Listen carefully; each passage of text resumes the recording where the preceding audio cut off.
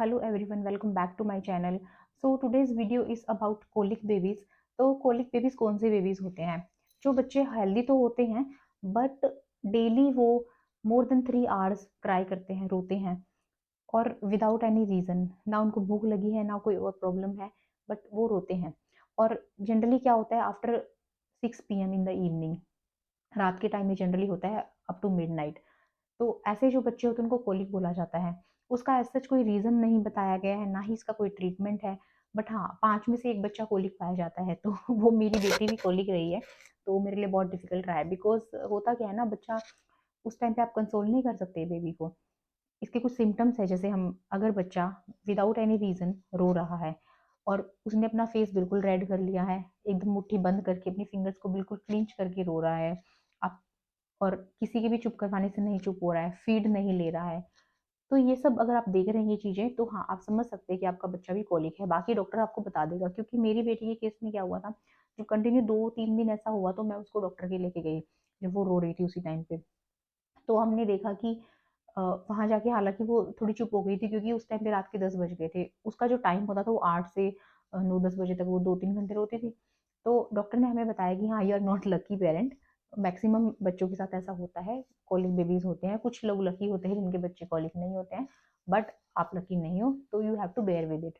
उसका कोई ट्रीटमेंट है नहीं एज़ सच, और ऐसा कुछ नहीं है कि बच्चे की डेवलपमेंट में या बच्चे को कोई प्रॉब्लम है, नहीं, ऐसा कुछ नहीं है। बच्चा बिल्कुल हेल्दी है, कोई प्रॉब्लम नहीं है। बस जब बच्चा 3 वीक का होता है, 3 से 4 वीक का, तब उसमें ये कोलिक आना स्टार्ट होता है। कोलिक बेबी, वो आप देख सकते हैं कि हाँ, मेरा बच्चा कोलिक है। और जब तक वो 3-4 महीने का होता है तब तक वो अपने आप ही ठीक हो जाता है। हाँ, दूसरा जो है, इस हम कभी कई बार कन्फ्यूज़ कर सकते हैं कि हमें पता नहीं है कि क्या रीज़न से रो रहा है। जैसे हमें लगेगा कि बच्चा भूख लगी है इस वज़ह से रो रहा है, तो हम फ़ीड देने की कोशिश करेंगे, पर बच्चा फ़ीड नहीं लेगा। दूसरा, हमें लगेगा कि हाँ, बच्चे को हमने बर्प नहीं कराया, तो हम उसको बर्प करवा दें, उसके बाद भी रो रहा है। और इस तरीके से हमें पता लग सकता है कि हाँ, हमारा बच्चा कोलिक बेबी है। तो इसके लिए कुछ हम काम करने के लिए कुछ इसके वेज़ हैं। हाँ, इसका कोई दवाई नहीं है, कोई ट्रीटमेंट नहीं है, और ये बच्चे के लिए कोई हार्मफुल भी नहीं है, ना ही कोई ऐसा कह सकते हैं हम कि बहुत पेनफुल है, नहीं। ये एक नॉर्मल चीज़ है। तो हम बहुत सारे तरीके हैं जिससे हम बच्चे को जो है सूदिंग एंड काम फील करवा सकते हैं। उसमें फर्स्ट ऑफ ऑल तो ये आता है कि आप बच्चे को विद एवरी फीड आप उसको बर्प करवाएँ अच्छे से। मदर जो है बच्चे को अपने ऊपर अगर लेटाएँगी, बॉडी टू बॉडी टच होगा, तो वो बहुत बच्चे के लिए सूदिंग रहता है। आप बच्चे को hot water warm water bath दे सकते हैं, बच्चे को उससे भी बहुत सूदिंग फील होता है। आप उसको कार राइड पे ले जा सकते हैं। जैसे मेरे केस में मेरी बेटी को जब भी हम कार में लेके जाते थे, वो इंस्टेंट विदिन 15-20 मिनट्स सो जाती थी कार में। उसको उससे बहुत आराम मिलता था। तो मेरे लिए ये तरीका था। आप उसको गोदी में लेके वॉक कर सकते हैं, वो भी उसके लिए बहुत सूदिंग रहेगा। आप उसको बैक पे मसाज दे सकते हैं, उसके टमी पे मसाज दे सकते हैं। ये सब तरीके आप अपनाएँगे, आप देखेंगे बहुत उसको सूदिंग फ़ील होगा। तो इसका कोई ट्रीटमेंट है नहीं, ना कोई दवाई है, तो आप इन तरीकों से जो है ओवरकम कर सकते हैं। और मदर के लिए स्पेशली बहुत डिफ़िकल्ट हो जाता है अगर बच्चा इस तरीके से रो रहा है और आपको कंसोल नहीं कर पा रहे उसको। तो आप क्या कर सकते हैं, आप किसी फैमिली मेंबर की हेल्प लीजिए।